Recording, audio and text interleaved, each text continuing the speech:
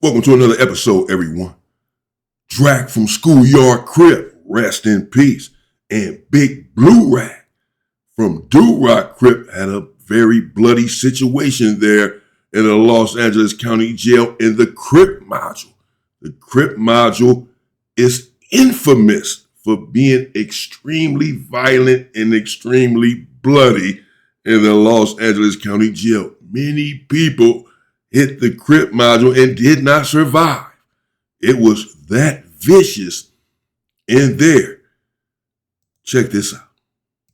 Blue Red. Crip module. Talk to me about the Crip module. Oh, the Crip module. What was the intensity? Walking through the Crip module, it felt like the movie Colors to me. We was coming from the state module. We just had the race ride that we talked about earlier over Drac from Schoolyard. Rest in peace, Drac. Shout out to the Schoolyard. Shout out to Drac. Rest in peace, Drac. Shout out to Schoolyard.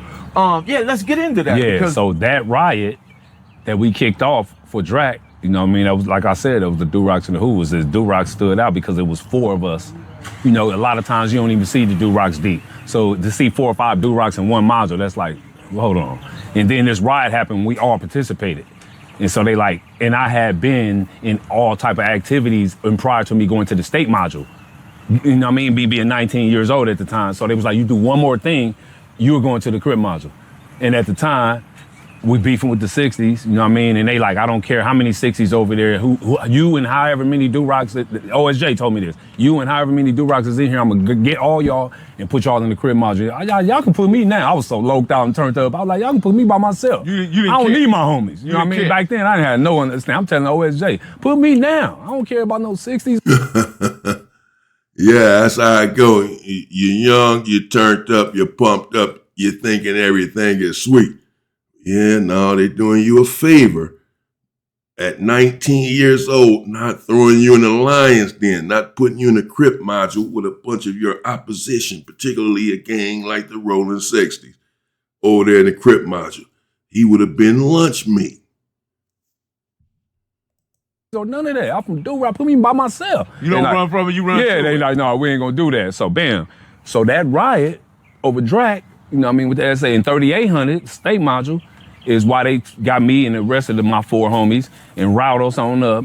And Who were the 4 homies? And it was me, Crazy D, Lil Crazy D, they twin brothers, Crazy D's.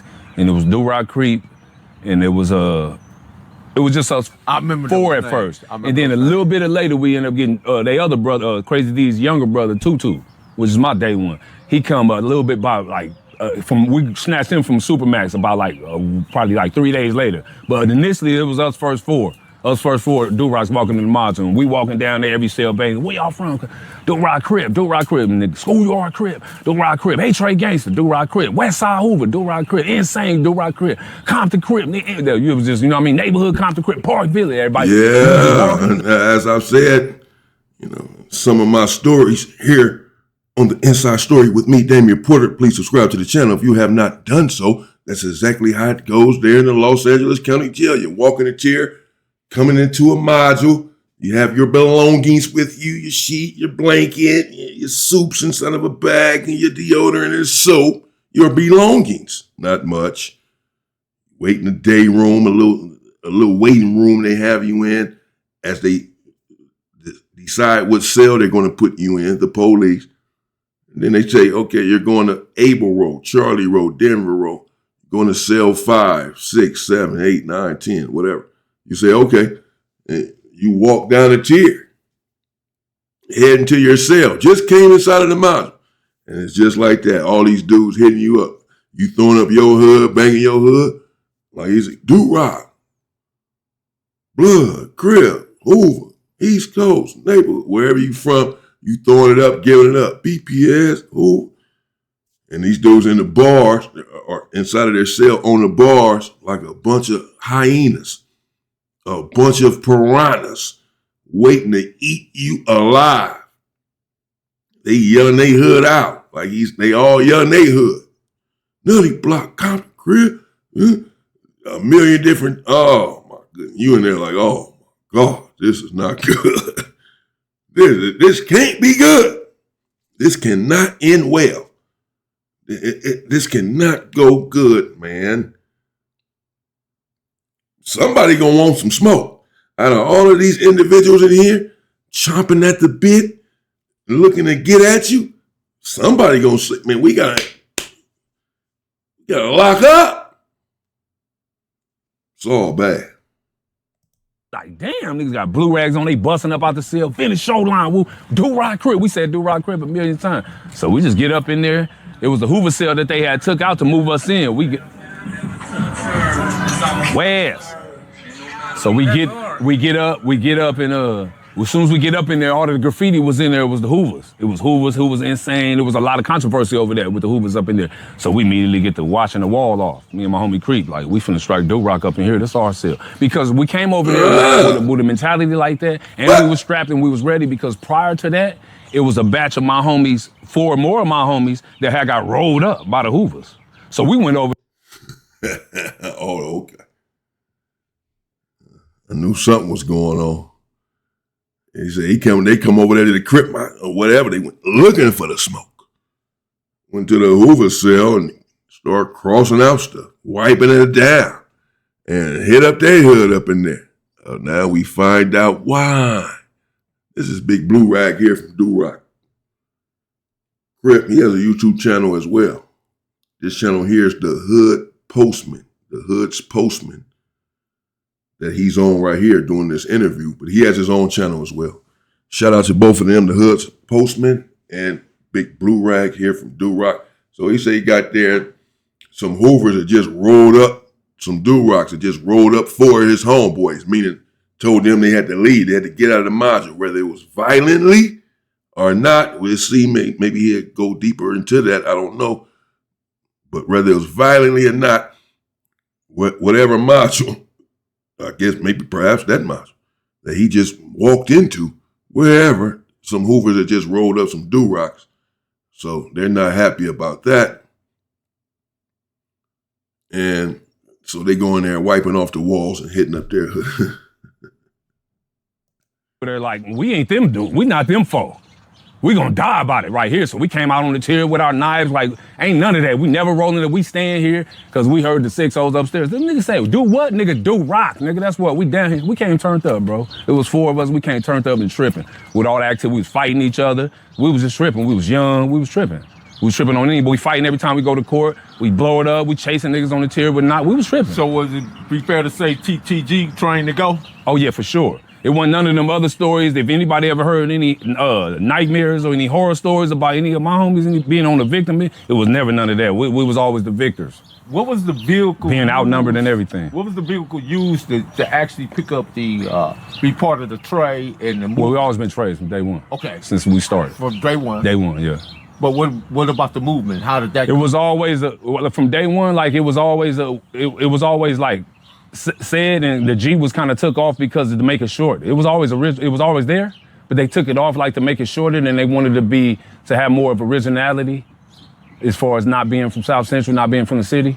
So my G homies wanted to have more of originality, like, nah, we ain't up under nothing, you know what I mean? To feel like they felt like that would up under, you know what I mean? They didn't want to feel like that, or like no other set was our found, which didn't. We original set, nobody started us, nobody came out here and started, or we ain't up under nobody else's script, we ain't clicked off. So it was just establishing our identity, which is understandable, being from DeWarty, you know what I mean? So being from SGV. Would it be fair to say, being from DeWarty, that it was a black community at the time, you guys just yeah, for sure. And then especially at the part of we from, which was called the low end. That's what we said. We call this the low end. Everything from, because you DeWarty Road right here, and that's you see the train track. Everything from here down is what we call it the low. It's the low end. So this whole area was almost damn near all black.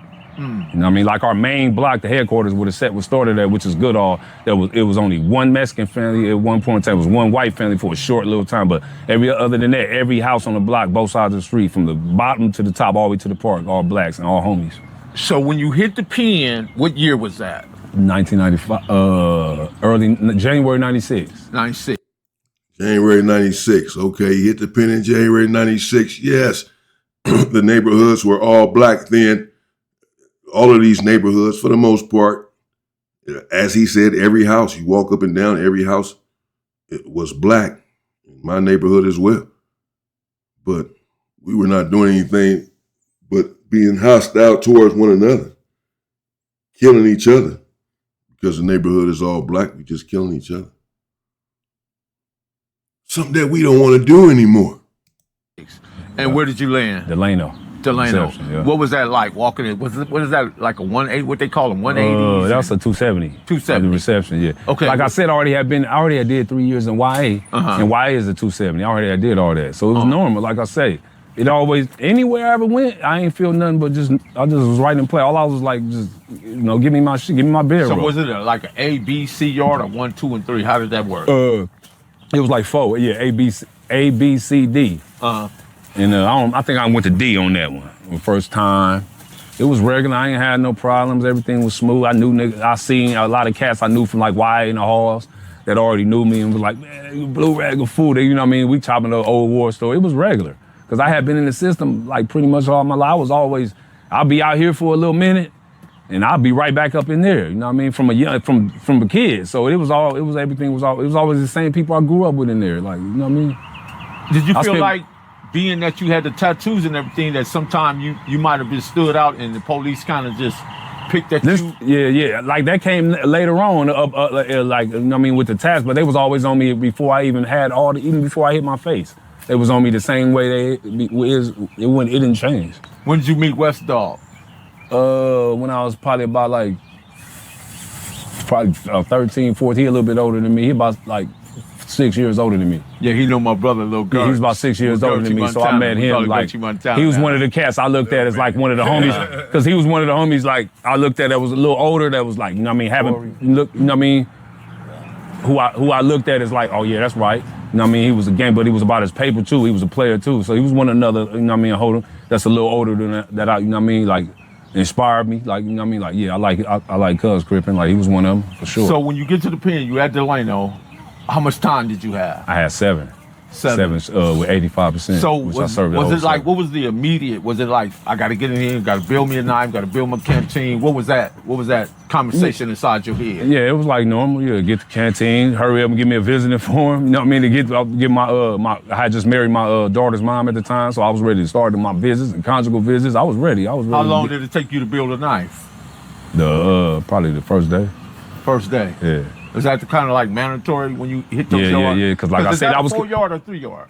Well, first that's just reception, but I hit the 3 when I hit Centinela. But like I said, I was in the Crip module for a whole year with like a lot of my homies. And they was all. So older. the mentality was already there. We all had knives every day. We was already in the module, and I had been in riots on the module. I already had, you know what I mean, put in work in the county.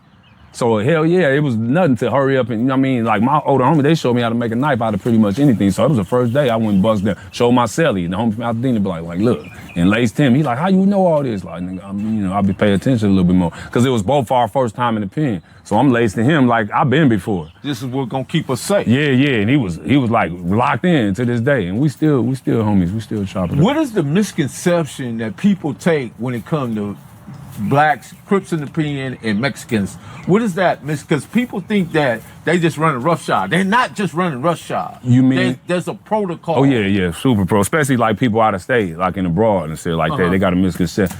Well, of course, there's a protocol. And yes, as soon as you hit prison, you're looking for that visiting form. If you have people that are going to come and visit you, you left the county jail where you have all of your visits behind the glass. 15-minute visits behind the glass, where in prison, you know, your family can come, your wife, your girl, whatever, for hours, 6 or 7 hours, face to face, right there at the table, playing cards, playing dominoes, eating burgers from the vending machine, microwave inside of the visiting area, etc. So you're looking for that visiting form, you're looking for your canteen, and then you want to make yourself a knife. Even then, reception. It's unfortunate that you have to go through this sort of stuff. That's the way it is. You want to protect yourself, and if you're in that life, and if you're a part of the culture, then you're going to know how to make one, or you should. You need to learn this immediately, just for self-preservation, just for protection. You don't want to use it. You don't want to have to use it, which should be the mindset. But you have it just in case. Yeah, because like in a lot of other places, they just don't have no politics. So these other states and stuff, they prison systems having no politics, where they can just Like, for instance, like if it's a Mexican, they can just get on a Mexican and get a fair one. Like, we can't do that in Cali. So, like, we have protocols for everything. Like, and that's just like the Mexican can't just get off on a black either. It's two ways, or white, or other, or any race. Right. It's all, everything is structured. Yeah. Other states don't have that, like California have within their jails and prisons. So they don't understand. So they look at it like we scared of the Mexicans. We turned them because we don't just, you know what I mean? But they don't know what we do. It ain't none of that. And then especially, I really take that offense, me being from Do-Rock. When anybody ever say California niggas or California gamers are scared of, because we one of the hoods that beef with, we surrounded by them. Right. And we beef when we still here and we ain't lost no wars. We ain't took no L's, we good. So for people to talk like that and not from here, I'm like, what? Like, you know what I mean? So I take highly offensive to that. So that's why I speak I don't get into I'm above all the Crip and Blood and the set tripping, but when you get to talking about blacks and Hispanics in California, hold on, you talking about Do-Rocks in there. You gotta, y'all better look at the statistics. Well, a lot of people don't understand that. Well, not just the Do-Rocks, but the Do-Rocks, yeah, he's right. He's certainly accurate there. The Do-Rocks have had long-standing, decades-long wars with different Serrano gangs in the surrounding area. They are surrounded by them, as he said. They have held their own. I'm sure they've taken some losses. They've had wars with some of these individuals. And the Do-Rocks are not a super deep Crip gang. They're a Crip gang they're deep enough. They're certainly strong. I certainly know some of them. Shout out to my boy Deke, a real soldier from over there. And but he's right. But people who are not from Cali, they don't get it. They don't understand. They don't know. No one is scared of. No one is. It's not like what these individuals are thinking. But I'm not going to get into all that. But there have been many riots in the county jail. No one is scared. Everybody's been holding their own. And not only have the Do-Rocks had wars, and many of them, many other black gangs have had wars with Serrano gangs over the years. We don't want this to continue, but it has happened. No one has backed down on either side. Violence is used best by those who use it first, skillfully, and with precision. Yes, sir.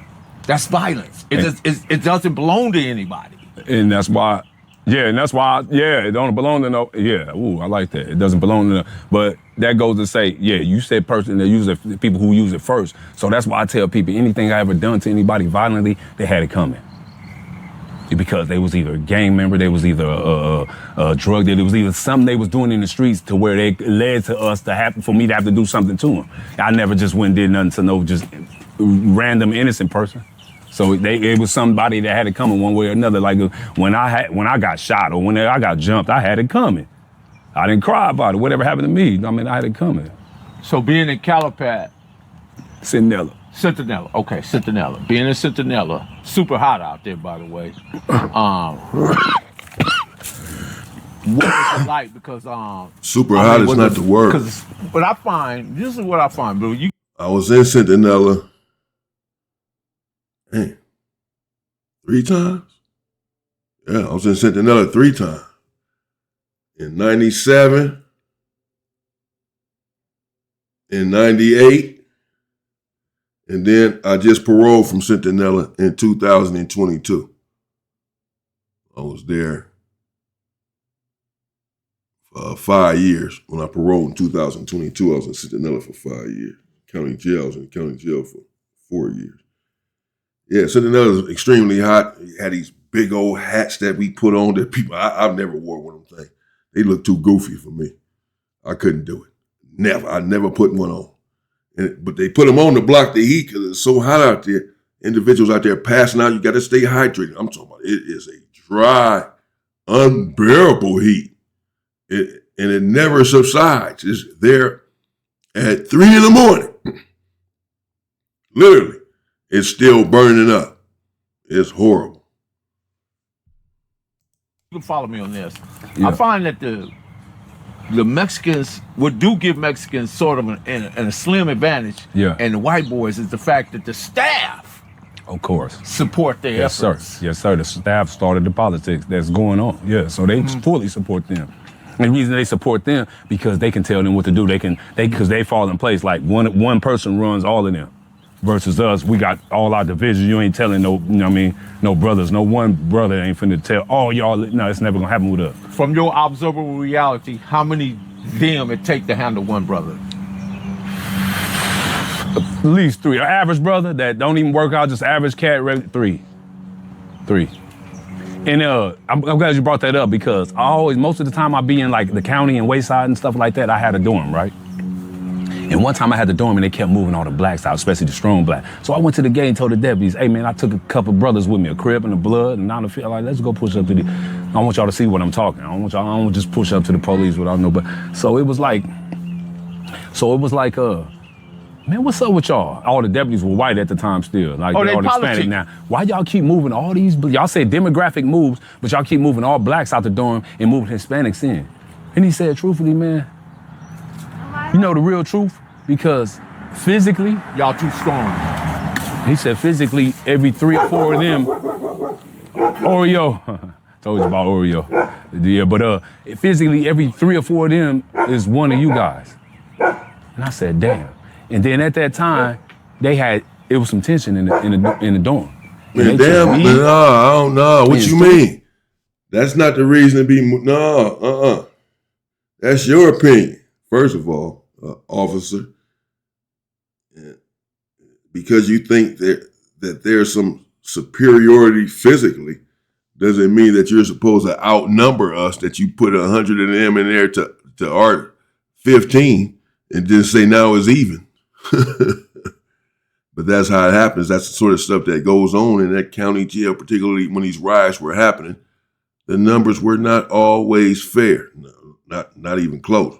There were blacks in the dorms and in the modules during some of these times, of course. Blacks were incarcerated for all sorts of reasons that they should not have been incarcerated for. So we frequented the county jail, as we do now, disproportionately. And you would think that it's because we are inclined to criminality if you listen to the media apparatus, but that's not why. I can think of some people who've committed way worse crimes than black people, and they never went to prison. Anyway. 4 Crips that was the strongest hold and got us up out of there. And as soon as we got up out of there and went to the hole, they took off on the blacks. So while you saying the staff, you see how the police got us up out of there? Us 5. And as soon as we left the next morning, they took off on because Here's the genetics. We have more muscle mass than any other group of people. Oh yeah, scientific facts. We're more athletic than any other group of people. And we can do things that they just can't do. Yeah, that's just facts. Yeah. That's facts. And by that being said, that we're just naturally skillful. Yeah, and they even know that, so that's why they strategic and other. Yeah, but what we can't do is gatekeep our culture and our own creativity. We let others usurp it, and what we can't do and don't do is generate our own black dollar. That we have the biggest spending power in the country, yet the poorest community, because we don't circulate our own dollar. What we don't do and act like we can't do is own and operate the own businesses in our own communities. Yes, we're athletic, but let's use our brains, not our athleticism, and come together. Do that. Willing to do a million or not. Yeah. But what they do better, can't take that from they organize. Structure, organized. They organize better. Hello. Because we come in, that's what's important. We Hoovers, we Pyrus. Yeah. And then that's not even counting the Muslims and Christians and because them is cars as well. They be politicking and tripping. Yeah. All divisions, we stay divided. That's a question though. So you in the pen, and one of your homies say, "Brad, I'm a Muslim now." Get back to the streets, you see him with a blue rag. I've done that. I've seen that. I've dealt with that. Okay. What do you do? What do you say or do to that individual? Is that a DP or is Okay, that, me is that a now, disciplinary? the older me now, I wouldn't even trip like that. What about Me- the younger you? Yeah, me in my teens, late teens, 20s, early 30s, I would have extorted him. Like, I've done that. You know what I mean? Like, hell, you had a kufi on you wasn't even pushing. Now you out here politicking like you was just put. Like, I would have squeezed him for some bread. That's how I was put. I'm sure I was different around here. Like, you know how I was pushing. Oh, I get out, man. There's somebody from Montevilla serving dope to my homies. I'm getting off of New Folsom. We're just doing 7. I'm coming off a 4-yard 180. Well, you from where? Hey, say, my young homie say, man, yeah, man, we getting LA prices from the SA around the corner on your old block. What? Cuz from Monteville. He give us the LA price. What? In the set? Serving y'all? Call cuz. You know what I mean? They call him. As soon as they call him, I jump in the car with him. Boom, and throw my blower on my lap. Like, hey, man, I know, my young homies, they don't know how to, look, I'm from here. I know y'all don't pay politics to y'all peoples. You know what I mean? But this is my section. Like, ain't none of that going on. You finna tear it off the dribble. That's how that Am I go. lying? That's how that And go. start squeezing him. That's how I got on when I got out. I took all my little homies' money. You want a quarter piece? You want a quarter piece? You want to have? You want to give me all y'all? And I took their money, kept it, and I got everything they wanted from him off that conversation. And I started like that, and I fed them. He and took we advantage of them because they didn't know the politics. They didn't know nothing. You're not gonna do. I can't go to East LA. I can't go to your Vadio and do this. So I can't have you, me being like a reputable, like G in this section, and these are my young. No, they don't go like that, bro. So like I was always different in that type of sense. So in that type of stuff, I was squeezing. I would have been like, hey man, I know what you did last summer. That means like, I know what you did on the yard. Just go ahead and, you know what I mean? And I'm gonna look out Throw for it it. and you won't owe it. Yeah, plus, and you good too. And I would tell them that's like putting in work as well because everybody ain't shooters, everybody ain't fighting, everybody. So I'm applying this to the game. I'm putting this into to the section. I'm not taking it personally for myself. I'm putting it. You ain't gonna do it no other way. So that's how I would make them type of homies put in. You're not doing nothing with my money. Do not. Lock the door. You're not doing nothing with my money in a section or whatever else. Because I was a Muslim in there. What are you talking about? That's out. You're not squeezing me. You get squeezed on. The hell?